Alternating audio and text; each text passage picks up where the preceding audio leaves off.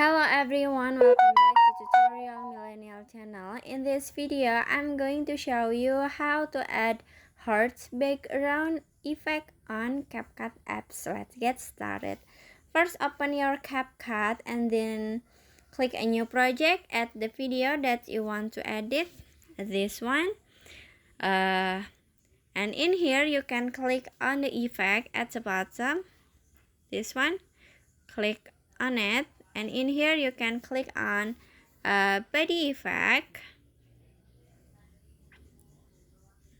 and then click on decoration, this one. At the menu you can click on decoration, and in here you can see a heart background, this one.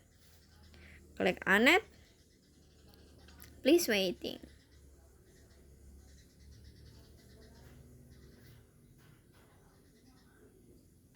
And then after this you can click check icon, this one, and set the effect until the end of the video.